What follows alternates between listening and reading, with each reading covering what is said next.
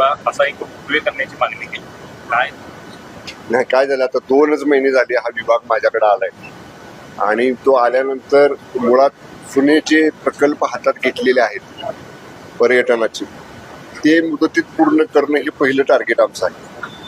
आणि त्याचबरोबर मला माननीय मुख्यमंत्री महोदयांनी दोन्ही उपमुख्यमंत्री महोदयांनी सांगितलेलं आहे की अशा पद्धतीनं ज्या ज्या ठिकाणी संधी आहे किंवा स्कोप आहे तर ते आयडेंटिफाय करा आणि टप्प्याटप्प्यानं ते प्रकल्प हातामध्ये घ्या. तर त्या दृष्टीनं रायगडच्या परिसरामधला तो पाचाड, जिथं रायगडच्या पायथ्याशी पाचाड गाव आहे, बाळासाहेब जिजाऊंचं तिथं वाडा आहे, त्या परिसरामध्ये एक शिवसृष्टी आपण करण्याचं एक पहिल्या टप्प्यामध्ये आता हातात घेतलेला आहे. आणि शिवप्रताप दिन जो साजरा होतो म्हणजे अफजल खानाला ज्या दिवशी छत्रपती शिवाजी महाराजांनी त्याचा वध केला ते जे ठिकाण प्रतापगडच्या पायथ्याशी आहे तिथं एक तशा पद्धतीचं छत्रपती शिवाजी महाराजांनी कसं अफजल खानाचा वध केला या संदर्भातलं सुद्धा त्या ठिकाणी आपण एक ठिकाण विकसित करतोय. पन्हाळा सुद्धा त्या पद्धतीचंच आहे. ऐतिहासिक इतिहास पन्हाळ्याला आहे. आणि क्षेत्र ज्योतिबा हे दख्खनचा राजा म्हणून ज्योतिबा रायाकडे पाहतो आपण, तर त्या बाबतीत सुद्धा मला मगाशी ज्योतिबा गडावर सुद्धा तिथल्या लोकांनी विचारलं तेव्हा मी सांगितलं की मंत्रिमंडळातले आमचे 2 सहकारी मान्य मुश्रीफ साहेब आणि मान्य आंबेडकर साहेब त्यांच्याबरोबर आणि जिल्ह्यातल्या स्थानिक आमदारांच्या बरोबर मी प्राथमिक चर्चा करेन आणि पन्हाळा असेल किंवा ज्योतिबा असेल या ठिकाणी कशा पद्धतीनं पर्यटनाच्या प्रकल्पाला याच वर्षामध्ये प्रायोरिटीमध्ये घेता येईल त्यासाठी निश्चितपणे माझे प्रयत्न राहतील. माजी मंत्री एकनाथ शिंदे पंढरपूरमध्ये जो स्कायवॉकला परवानगी दिली फडणवीसांनी ते थांबवत होते. मला माहित नाही म्हणजे कधी झाला हा विषय नाही. मी आता सकाळपासून बाहेर आहे, तुम्ही बघताय. मी आज ज्योतिबा देवाच्या दर्शनासाठी आलेलो होतो माझ्या पदाधिकाऱ्यांच्या कार्यकर्त्यांच्या बरोबर. त्यामुळं माननीय मुख्यमंत्री महोदयांनी काय निर्णय घेतलाय तो ऑफिशियली पाहिल्याशिवाय मंत्र्यांनी त्याच्यावर भाष्य करणं योग्य नाही. अशा संदर्भातला एक निर्णय होता कोस्टल रोडच्या संदर्भातला पीएमओनी थेट दखल घेतली. खरं तर नगरविकास एकनाथ शिंदे होते, आता सुद्धा तेच आहे. टार्गेट केलं जाते असं काही नाही, बिलकुल तसं काही नाही. बघा तुम्ही काल माननीय एकनाथजी शिंदे साहेब, फडणवीस साहेब आणि अजितदादा मान्य दादा हे दिल्लीच्या मुख्यमंत्र्यांच्या शपथविधीला दिल्लीला गेलेले होते आणि दिल्लीमधनंच आदरणीय एकनाथजी शिंदे साहेबांनी त्यांची भूमिका स्पष्ट केलेली आहे की ते स्वतः मुख्यमंत्री असताना आम्ही सुद्धा त्या मंत्रिमंडळामध्ये होतो, जे निर्णय व्हायचे ते या दोन्ही उपमुख्यमंत्र्यांशी चर्चा करून शिंदे साहेब घ्यायचे. शिंदे साहेब कुठलाही निर्णय घेताना माननीय फडणवीस साहेबांना माननीय अजितदादांना विश्वासात घेऊन त्यांच्याशी विचार विनिमय केल्याशिवाय घेत नव्हते. हे कालच माननीय शिंदे साहेबांनी स्पष्ट केले आणि त्याचे आम्ही साक्षीदार आहोत. त्यामुळं आता नेमकं तुम्ही स्कायवॉकचं सांगताय किंवा कोस्टल रोडचं सांगताय याच्या बाबतीत तिथं समक्ष माहिती घेतल्याशिवाय किंवा माननीय मुख्यमंत्र्यांच्या बरोबर प्रत्यक्ष बोलल्याशिवाय त्यांचं काय मत आहे ह्याच्या बाबतीत ते जाणून घेतल्याशिवाय त्याच्यावर भाष्य करणं योग्य नाही. उद्धव ठाकरे यांनी काल उद्विग्नता अक्षरशः व्यक्त केली. माझी अवस्था जपानसारखी म्हणजे एखाद दिवस जपानमध्ये भूकंपाचा धक्का बसला नाही तर आश्चर्य व्यक्त केलं जातं, तसं माझ्या बाबतीत घडतंय असं धक्का पुरुष झालोय असं त्यांचं म्हणजे त्यांना स्वतःला बसतायत धक्के. पक्ष प्रवेश पक्षातून लोक ज्या पद्धतीनं जात आहेत, जे धक्के बसतायत रोजच्या रोज, त्यावर त्यांना तसं म्हणायचं की रोज असे धक्के बसतायत, एखाद दिवस बसला नाही तर मग आश्चर्य वाटतात. त्याचं कारण शोधलं पाहिजे ना. रोज रोज धक्के बसत असतील तर त्या भूकंप बसणाऱ्या ठिकाणाचं उगमस्थान कुठं आहे. आपण बघा आता भूकंप कुठेही झाला तर अमुक ठिकाणपासून नैऋत्येला इतके किलोमीटर ते ठिकाण आहे, अमुक ठिकाणापासून पूर्वेला ते ठिकाण आहे, असं ते भूकंपाचा केंद्रबिंदू दाखवतं. माननीय उद्धव ठाकरे साहेबांनी केंद्रबिंदू शोधला पाहिजे की कुठल्या मूळ ठिकाणपासून हे भूकंप सुरू होत आहेत आणि त्यांच्यापर्यंत पोहोचत आहेत. आणि तेच आम्ही 2019ला सांगायचा प्रयत्न करत होतो माननीय उद्धव साहेबांना. त्यावेळी ऐकलं नाही किंवा आम्हाला समजून घेतलं नाही आम्ही जे सांगत होतो ते, आणि त्याचे परिणाम असतील कदाचित हे की आता साहेब स्वतःच म्हणतायत की त्यांना धक्के बसतायत. अजून सुद्धा त्यांनी त्याचं उगमस्थान शोधावं म्हणजे उगमस्थान शोधलं तर त्याच्यावरचा उपाय त्यांना करता येईल. कुठे तो केंद्रबिंदू आहे असं वाटतं तुम्हाला, कारण तुम्ही देखील काय त्याच्यासोबत काम केलेलं आहे, तो केंद्रबिंदू काय आहे असं आता वाटतं ज्याला भूकंपाचा? भूकंपाचा धक्का बसतोय त्यानं शोधलं पाहिजे ना, हे कुठून बसतायत धक्के, ते अंडरकरंट कुठून येतोय हे शोधलं पाहिजे. तिनं शोधा म्हणजे सापडेल. पश्चिम महाराष्ट्र घेण्याची तयारी ठरवलेली आहे पक्षामध्ये. शिवसेनेकडून असे काही इनकमिंग होणार आहे का? कारण चंद्रकांत दादा म्हटले की जे आधी बीजेपी मध्ये येण्याची तयार आहे, शिवसेनेमध्ये अशी काही यादी तयार आहे? आम्ही अगोदर सांगत नाही.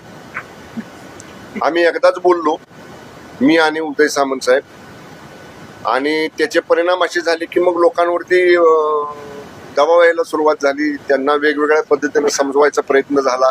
पण तरी सुद्धा जितेंद्र जानावळेंच्या सारखे विभाग प्रमुख मुंबईतले, त्यांना एवढं सांगितलं, बोलवलं, तरी सुद्धा ते मातोश्रीत गेले, मान्य उद्धव साहेबांना भेटले आणि मातोश्रीच्या पायरीवर डोकं टेकलं आणि ते शिवसेनेमध्ये शिंदे साहेबांच्या नेतृत्वाखाली आले.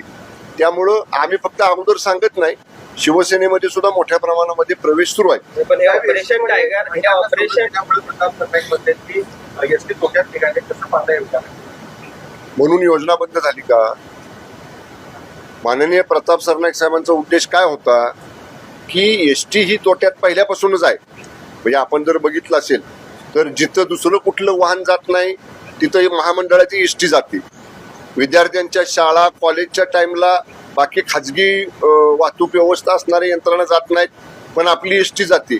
डोंगरातल्या भागात, दुर्गम भागात, डोंगरातल्या वाडी वस्तीवर जिथं मोठे मोठे घाट चढून जावं लागतं तिथं खाजगी वाहतूकदार कोणी जात नाही, तिथं आपली एसटी जाते. त्यामुळं एसटी महामंडळ हे तोट्यात आलं. आपण ज्या सुविधा दिल्या 50% सवलतीच्या, त्याच्यामुळं तो तोटा वाढला. याच्यापेक्षा काही नाही. एसटी महामंडळाची तोट्याची जी अनेक 10-20 कारणं आहेत त्यातलं हे एक कारण आहे. म्हणून ती योजना बंद झाली का सवलतीची, किंवा ती योजना बंद करायबाबतीत सरनाईक साहेब काय बोलले का, त्याचा विपर्यास्त करू नका. फक्त जी एसटी महामंडळाची परिस्थिती आहे ती जनतेसमोर यावी हाच त्यांचा उद्देश होता फक्त. लाडक्या बहिणींमुळे महायुतीला यश मिळालं नाही, तर ते हिंदू साधू संतांनी हिंदू माणसाला जागृत केल्यामुळं हे यश मिळाल्याचं बोललं जाते. नरेंद्र महाराज जे आहेत, नरेंद्र महाराजांचं स्टेटमेंट मी सुद्धा वाहिन्यांवरती पाहिलं. अनेक घटक आहेत. महायुतीला एवढं प्रचंड बहुमत महाराष्ट्रात मिळवून देण्यासाठी अनेक घटक कारणीभूत आहेत. त्यामधला प्रमुख घटक हा माझ्या लाडक्या बहिणी या सुद्धा आहेत. साधू संत महात्मे सुद्धा आहेत. प्रवचनकार, कीर्तनकार ही सुद्धा मंडळी त्याच्यामध्ये. म्हणून मी म्हणतो अनेक घटक आहेत. त्यातला एक प्रमुख घटक हा माझ्या लाडक्या बहिणी आहेत, ज्यांच्यामुळे महायुतीला एवढं मोठं गौरवित यश मिळालेलं आहे. शिंदे गटाकडून ऑपरेशन टायगर नाही तर ऑपरेशन गद्दार सुरू आहे असं वैभव नाईक सकाळीच कोल्हापूरमध्ये त्यांनी असं वक्तव्य केले की ऑपरेशन गद्दार सुरू आहे. त्या पद्धतीनं लोकांना पक्ष प्रवेश दिला. वैभव नाईक आमचे मित्र आहेत. आमच्या बरोबर मागे ते आमदार होते.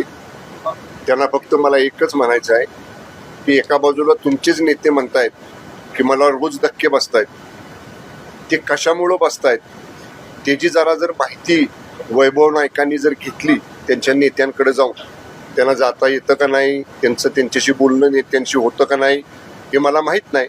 पण ते जर त्यांनी घेतली माहिती तर हा प्रश्न पुन्हा वैभव नाईक कधी विचारणार नाही. आणि अंडरवर्ल्ड यांचा जो संबंध आहे त्याच्यावर एक ओव्हर समिती होती, तर ती अधिकृत नसल्याची घटनादायक माहिती.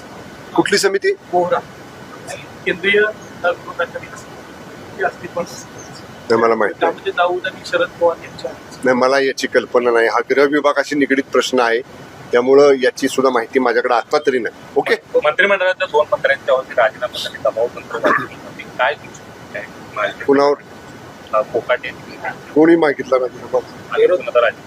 कोणी मागितलं? विरोधकांचं कामच आहे सरकारी पक्षाच्या आमदार मंत्र्यांचे राजीनामे मागायचं.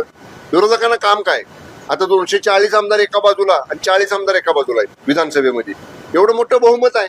काही ना काहीतरी गोष्टी काढायच्या आणि त्याच्यावर सरकारवरती, सत्ताधारी पक्षावरती टीका करायची.